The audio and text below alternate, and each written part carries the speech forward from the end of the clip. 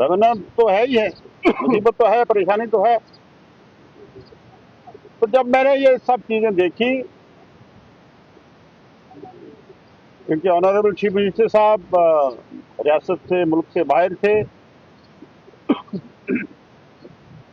उनको भी मैंने इन्फॉर्म किया और उनको पहले ही इस चीज का इल्म था। उन्होंने मुझसे जानकारी लेने की कोशिश की और मैंने ये सब चीजें उनको बताई। लोक भवन को इंफॉर्मेशन नहीं है, मेरा जो अपना डिपार्टमेंट है, फॉरेस्ट डिपार्टमेंट, उसके जो सीनियर ऑफिसर्स हैं उनको जानकारी नहीं है, जो ब्यूरोक्रेसी में रियासत को हेड कर रहे हैं उनको जानकारी नहीं है। तो फिर आखिर हुआ ये क्या है?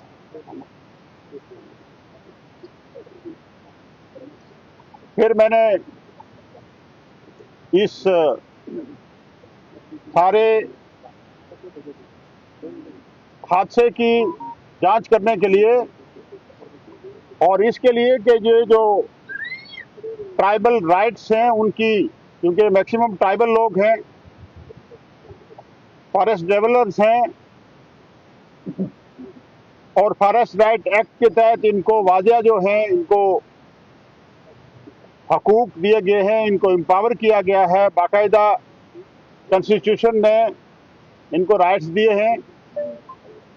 तो फिर मैंने ट्राइबल डिपार्टमेंट जो इसको देख रहा है, जो नोडल डिपार्टमेंट है एफआरए में, उसकी एक कमेटी जो है वो तश्कील दी।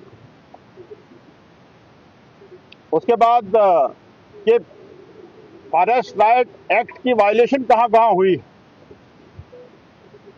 और कौन लोग जो हैं इसके जिम्मेदार हैं। फॉरेस्ट राइट एक्ट में अगर एफआरए में ये लोग आते थे, उनको अभी तक हकूक क्यों नहीं दिए?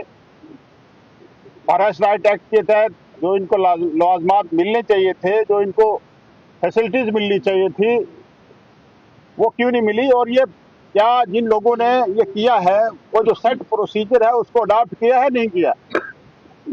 इसके लिए नोडल डिपार्टमेंट, ट्राइबल डिपार्टमेंट है, वो बाकायदा उसकी इंक्वायरी कर रहा है। 4 रुकनी कमेटी जो है, सेक्टर ट्राइबल अफेयर्स जो है उसको हेड कर रहे हैं, और उसके साथ 3 लोग हो रहे हैं जो इस पर इंक्वायरी कर रहे हैं।